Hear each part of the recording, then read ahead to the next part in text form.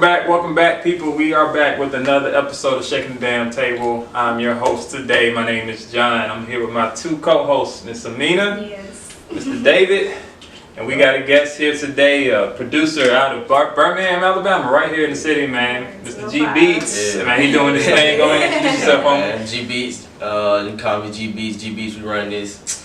I've been producing maybe about 4 or 5 years now. Got a couple work in with Hood Rich Pablo One. Actually, last week I just worked with Megan Thee Stallion too. So that's what's up. And, I knew we had money here. Not yet, but yeah, we getting there though. That's what's up, Megan, if you watching. that's what's up. Yeah. That's just to name a few. I worked with Megan last week. I got some placements. You can probably see them on my Instagram with Rich Homie Quan. I got some stuff with YFN, Luciao, Mozzie, a couple people, Where can we follow you at, man? GBeats run this on everything. Twitter, Instagram, YouTube. Yeah. Dope, dope. That's what's up, man. So, we're going to go ahead and get into the Black Business of the Week. All right, Yes, so Amyna. the Black business of this week is my friend Tia Daniel. She actually has 2 businesses, and they're both named after her daughter. So her daughter's name is Gianna, and she has one business which is called Gigi's Home Boutique, and it's mostly known for their hand-poured candles. They also provide a variety of different handcrafted home decor, such as door wreaths, abstract art. She has like a bunch of like posters and stuff like that. She even like designs like different candles with like designers and everything. So like YSL and like Chanel, and then she does like even like Apple Watch bands and stuff like that Nice. with different designers and everything too. Then she has a cleaning service, which is Annaig, which is Gianna spelled backwards. Wow. Wait, say that. Pronounce it again? I don't really know. Oh, okay. Gianna back. Right. That's why I was like, let me say that. I need visual. right, you gotta see it. But it's a cleaning service that's all in Birmingham area. They provide weekly, bi-weekly, and monthly cleanings. They also provide commercial cleanings as well as move-in/move-out cleaning services. And they also offer payment plans on any service. She also makes like her own cleaning products and stuff like that. And I've seen like the pictures, it looks like it works really well. So I'm about to move back to my apartment soon, so I'm probably going to meet you up. Right. So you can follow her on Facebook and IG, Gigi's Home Boutique and AnnaigsCleaningCo, or ShopGHB and AnnaigsCleaningCo. That's what's up. That's what's lit. up. Yeah. All right. And we got the move of the week from Mr. David. Let's What's going get it. on, man? Man, I got both of the moves are both food events. As y'all know, I love Of course, food. man. Yes. Hey, everybody like to eat. Everybody like to eat, man. But this one is actually this Saturday, May 4th. It's from 11 a.m. to 2 p.m. The 14th annual Gumbo Goblin. So if you like gumbo, I know a lot of people I know have mixed feelings about gumbo. Me. You know what I'm saying? I think it's good. You don't think it's good. It's alright. Okay, I feel it. You know what I'm saying? But it's gonna be held at Sloss Furnaces.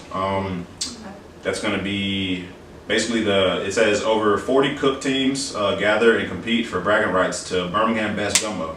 And the Gumbo Gala is the largest gumbo competition in the South with over 3,200 guests, and we'll enjoy samples of delicious gumbo. There'll be music by Marjo.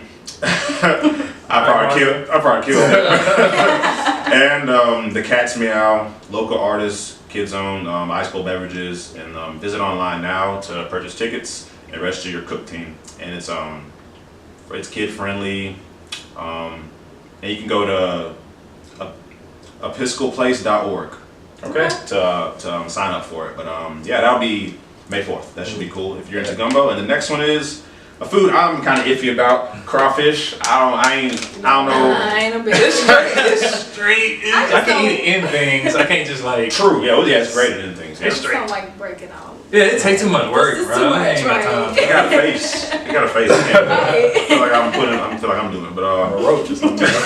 right. But the 5th annual all-you-can-eat crawfish boil is May 4th as well, 1 to 8 p.m. So Ain't that you, bro? right, that's what I'm saying. That day, if you like crawfish gumbo, pick your choice.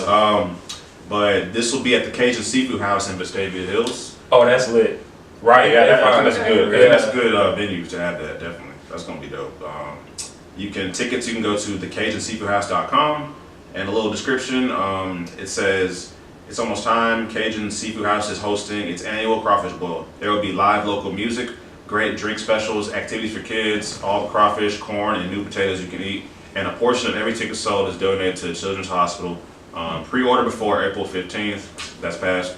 Well, okay, never mind pre-order. Just cop tickets this week. Actually, and anyone who has been to one of our boils know these are they're saying like they have the tastiest like crawfish. So you know if y'all into that, That's a good restaurant though. I've been there a couple times. So Okay. and it's for a good cause, Children's Hospital, you know. Yeah. So that's what's up, man. Yeah, if y'all want to support, you know, definitely pull up. I'm more of a shrimp person than crawfish, but yeah, you know, so.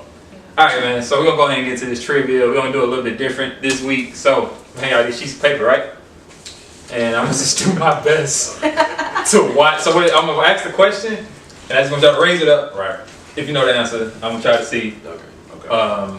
who does it first. So first question is, which rap group won an Academy Award for Best Original Song in 2006? A. UGK, B. Outkast, C. 3 6 Mafia, D. Bone Thugs and Harmony. When you know the answer, raise it. You need me to answer, do the answer question again. I was like, Is your hand raised? She like, I asked it one more time. Which rap group won an Academy Award for Best Original Song in 2006? UGK, Outkast, 3 6 Mafia, Bone Thugs and Harmony. I think I saw David first. Yeah. What's your answer, sir? I'm gonna go with 3-6. 3 6? That's your final answer? Yeah. Y'all think you're right? I don't think so, but he might be. You actually got correct, sir. 3 6 Mafia. It was. Who's between that and Outkast for me? Okay. Okay. It was slow. Outkast. Yeah, that's Hey, a song, slow. bro. That's your song. All That right. was. All right, Dave, you got the first one. All right, second question. If you don't know this one, you might have to get up. What is the name of JayZ's first album? The Blueprint, Reason of Doubt, In My Lifetime Volume 1, or The Dynasty? Dang. Run those back. Name of JayZ's first album, The Blueprint, Reason of Doubt, In My Lifetime Volume 1, The Dynasty. We ain't got no JayZ fans. I feel so We bad. ain't got no JayZ fans. You know, like, Reasonable doubt. I mean, the guy that Reason of Doubt, Reason of Doubt. funny thing is that's what I was gonna guess, but Oh, yeah, he said no. All right. Last question. What's that going to be? Before I ask this question, rest in peace to Nipsey Hussle. So this is a question by him. All right, how many studio albums did Nipsey Hussle have? What's that? oh, Go ahead, you go ahead, bro. oh man, I'd have messed up. You did it, bro. I can't answer. I can't list the Yeah, answers. that's true. I was gonna say 1, but I mean, That's Yeah. 3, 2, 1 to 13. 1. 1.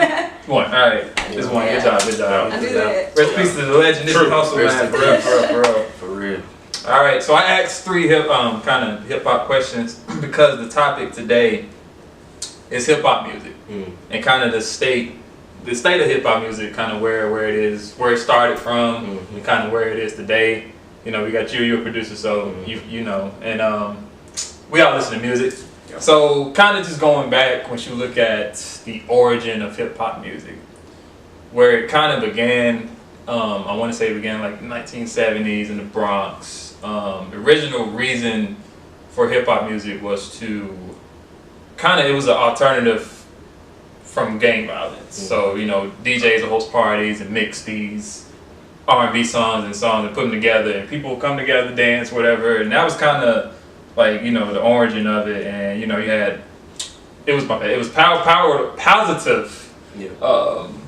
hip hop music coming out. First hip hop mainstream commercial song was Sugar Hill Gang, Rapper's Delight.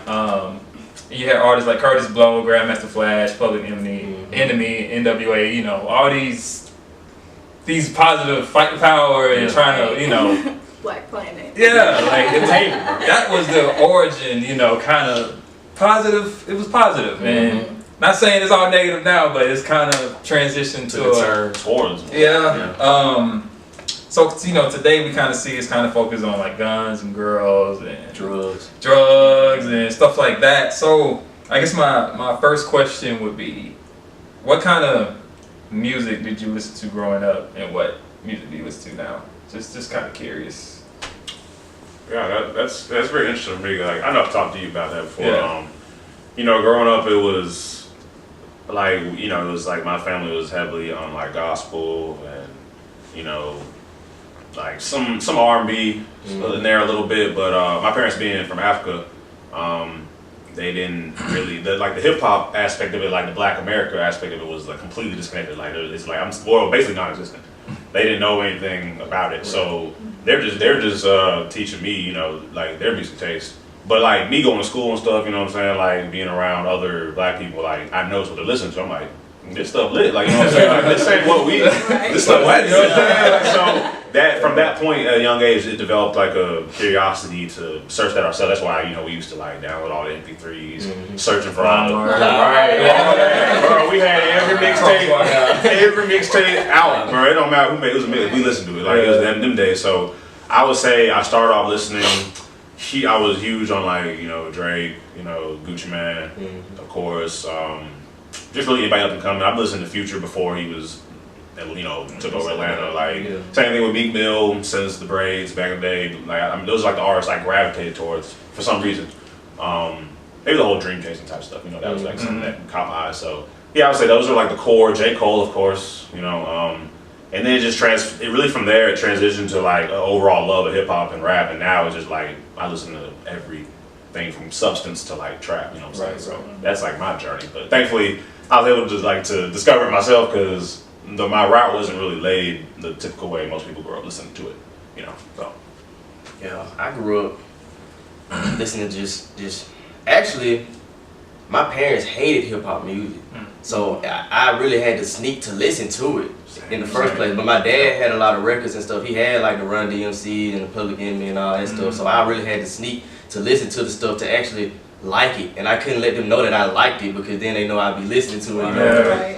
But people might knock Soulja Boy now, saying how like they don't like his music or whatever. But Soulja Boy, I was really on his wave like growing up as a teen because he really opened the door for social media and stuff. Pioneer. So a lot of Soulja Boy, and then came the Young Thugs and the Futures, and that to me, it went from a positive message of don't do drugs to the rapper saying I'm on these drugs. You know, it kind of switched up. It made it cool. But that's really my journey of hip hop of who I grew up listening to. So that's pretty much it for me. Ooh, I listened to a lot of different music growing up. Like, so my dad's a pastor, so of course I grew up on like gospel and everything. When it came to like rap, it was like I knew people, or like I would hear it through like watching TV or something like that. But my dad like listened to all types of like older music, so like I was listening to the Frank Sinatra all the way to like the Commodores, the Whispers, like all these old like R&B like groups and stuff like that. So I had like a lot of R&B like neo soul. Then like really what got me into like rap more was like Lauryn Hill for real. So like that was always on in the car when I was like growing up. So, and my mom, she only listened to like R&B kind of stuff too. So like really grew up on like the 70s, like 80s, 60s even like music for real. But then like, you know, later on I just started listening to like everybody up and coming, like same Soulja Boy, Lil Wayne, Tupac, Biggie is one of my you know, like favorite you know, olders. But then like I started getting into more like Public Enemy and like stuff like that, like getting into the like 80s and like the first kind of like rap groups and everything. But that wasn't until like I got older. True. I guess for me, man, when I go back and think about it, I was really influenced. I didn't even realize it. Like my mom, of course, she's super you know, Christian, and so I heard a lot of gospel music. My dad used to blast his records, bro. Leah, R. Kelly, Robert Kelly, back before, you know, but like Johnny Taylor, like he was just good on a lot of soul and R&B. And as I grew older, thank God I had two older brothers that was super into music. So I grew up off 3 6 Mafia, just Cameron and JayZ and even R&B like Boys II Men, all that stuff was mixed in it. I remember my brother had these albums of just different genres. So I used to listen to all this stuff when I went to bed. Like, I had my CD player in, Right. and I had my headphone on, go stick to it. And so as I got older, a little bit older, of course, Kanye is the biggest influence. Like that's the reason I wanted to start making music and stuff like that. So and now, like you said, like, I listen to it all, like to the Coles, to the Futures, to the whoever, to the positives or the negative, whatever you want to call it, trap or whatever. So I think it's good to have a good variety, kind of good mix. That way you kind of just dab in both and all of it. I don't see a problem with it. But my next question is, if you had to describe the state of hip hop right now, how would you describe it? Well, might have to think about it a little bit. Like, that's a big question. Yeah, like, would you describe it as like, you think it's going in the right direction? Do you think it's kind of lost its way? I think. See, it can go both ways because like with social media being out, everybody don't really have the passion to make music. People just know the money there. Yeah, right. And they can be seen doing it, so they like, why not do music, you know? It's true. Even though people like that probably don't last long, they still influence the next man to do the same thing. Right. So it's like, even if it's promoting drugs or being positive, like I think hip hop is kind of like in a confused state. We really don't know like what's going on really. We at like maybe I guess it's peak, I guess. So it can either go higher or it can just start to fall down. Cause you see even now with Lil Nas X, he done made a whole country song. Yeah. So like, are we cross genres? Are we doing that now? Like, are we just calling it hip hop, or is it like another genre now? Like, are we even still making hip hop? Like, do we even call this stuff hip hop? That's a good question. Very good point. You know? Yeah. And it's kind of like what you said earlier about how hip hop started and that being reflective of like their time and stuff like that. And it's kind of reflective of like our time now with just, I mean, we have social media and, you know, people flex and like we all live these like different lifestyles, but on the internet you can live any lifestyle. Right. So it's kind of like a sense of, you know, like back then you knew these people were out here doing X, Y, and Z. They would talk about in their songs because that was just like, this is the only way we can get, you know, through what we're getting through is by making this music. Whereas now, like you said, it's just a thing of what's hot. And that's kind of what our culture is. It's just what's hot. And then we go on to the next thing next.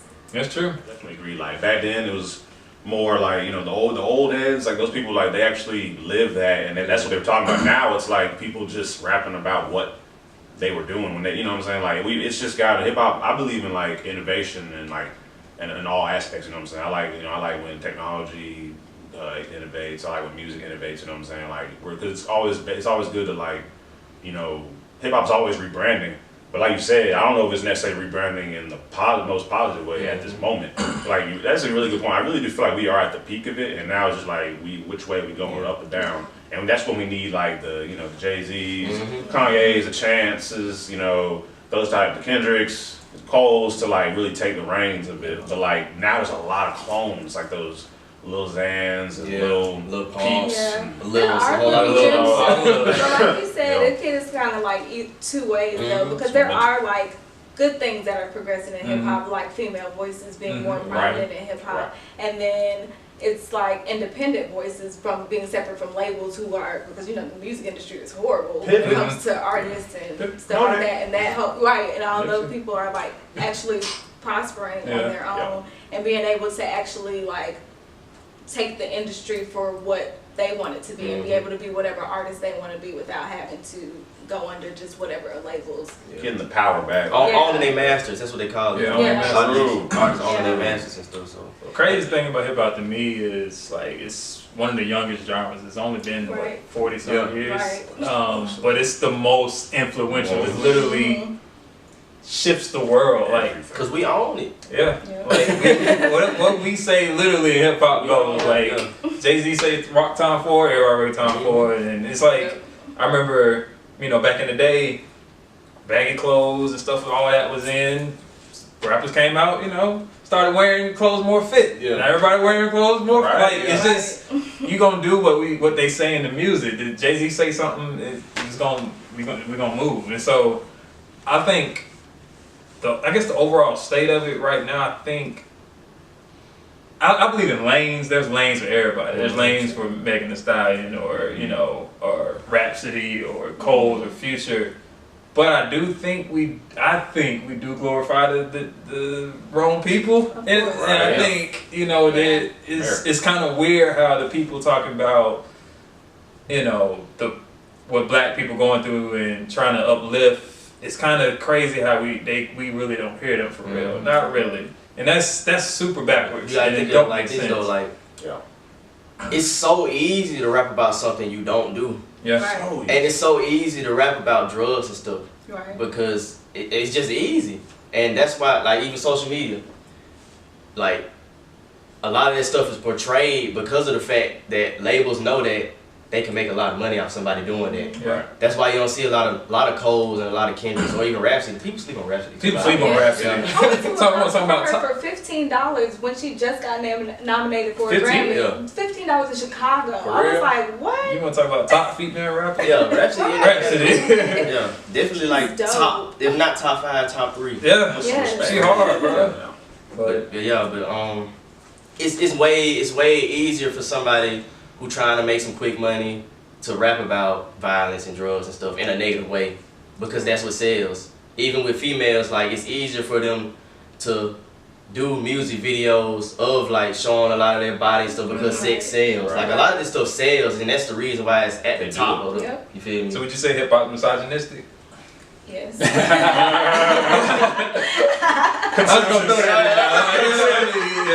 in. You think it's too materialistic? Yeah. Yes. Oh yeah, extremely. You know what's crazy about that is unfortunately, I didn't discover Nipsey until I knew who he was, but I went and really dived into the music after he passed. I just started listening to him. He used to talk about having cars and stuff, but what's different about him is that you knew that's what he was all about. He wasn't glorifying it, and that's the difference. Like when you see how a person living, he giving back. So you can have nice things. You can talk about, I got this new car, I got these new chains. Why you can talk about that. As long as that's not what you glorifying, that's what you're all about, and trying to make it. That's the only thing. Like Cardi B, she was doing the what is that, carpool thing or whatever. Yeah, she was talking about how she can't drive, but she just bought 5 different cars so she could rap about them. Like, you out here wasting money. Come on. It's like, you're not gonna drive. Right. Like it's a difference of how you go about like just like when you were talking about like the drugs and stuff. Like people rap about drugs in a negative way, like like the same thing. Okay, you said. But yeah, when it comes to like Smino, he even talks about like women and stuff like that, and like alcohol and everything. But like what I appreciate is that he actually has an artistic like spin on it. Like he actually has like wordplay and like does the like actual lyricism of it all. So it's like a difference in that, because like rap is like poetry. So it's like when you have the people who are actually putting in the work to be like the poets versus the people who are just like making little jingles or whatever, basically. Atlanta jingles, bro. That's what I was thinking.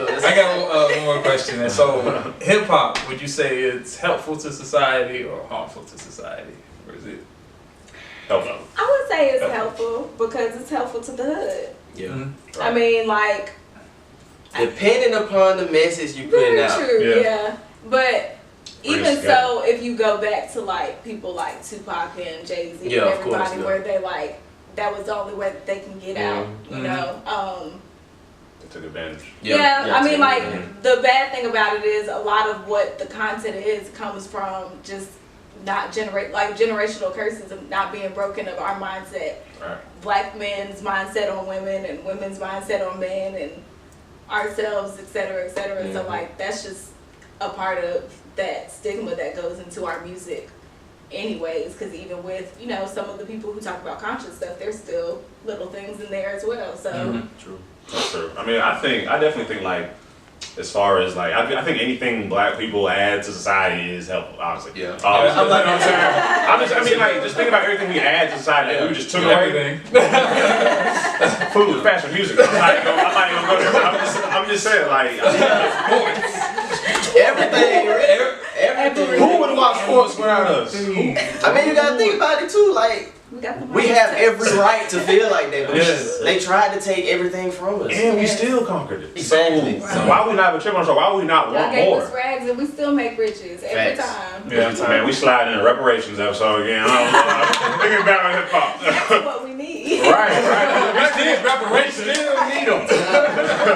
Yeah, but as far as the state of hip hop, like, or if it's, I definitely think it's helpful. Like you said, it has pros and cons as far as like topics, but overall it brings the hood together. It brings like us as a culture together, and that's more important. Like our community, our sense of community, our like unity, because there's always division within us and then like the society. So hip hop is something that we can like be proud of. You know what I'm saying? Because like those are our people that like made it in this world that we weren't supposed to see it in. You know what I'm saying? So that's what makes me like feel proud about hip hop existing and all that kind of thing.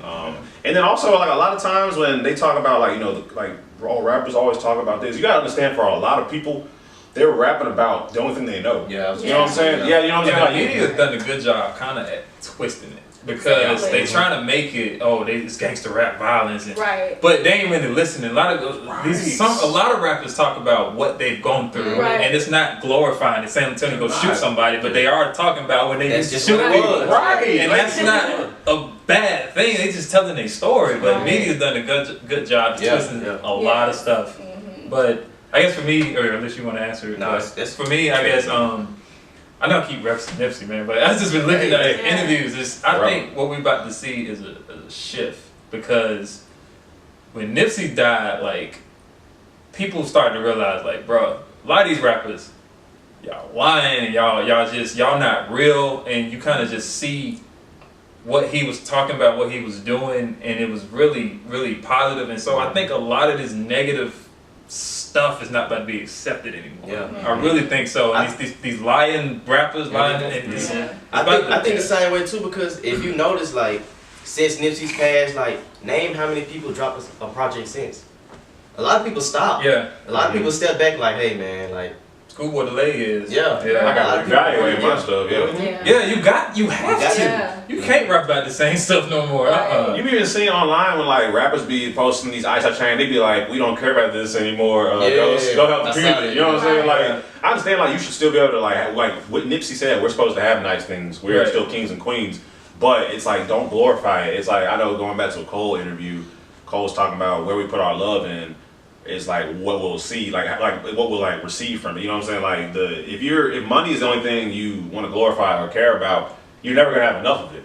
So you're never gonna be satisfied. You can't put your like satisfaction or expectations in something like money that's like can go away like that. You have to put it in love. You got to put it in like people. Not you know what I'm saying? Like, you have to put it in like helping people, that kind of thing. Something that's like replenishes no matter what happens. You know what I'm saying? Like it's like you if you love someone, love always will replenish you, no matter what. You know what I'm saying? That's what it's like. That's the focus we have to. And I think we gotta make sure we put that type of music into these younger kids. And that way they can come into a world where it's really that's the norm. Father back to, and I ain't saying like I said, it's lanes. Just we can't make that negative stuff. We can't put that at the top tier. We can't continue to do that. That's important too, though, because like with our generation, we've seen like the Pac and the Nipsey. The generation coming up now, they don't know who Pac is. They don't know who Big is. So whoever they looking up to, they gonna think it's right off the rip. So we gotta make sure we putting out their good energy so that if they are trying to replicate what somebody else is doing, that it's a positive thing.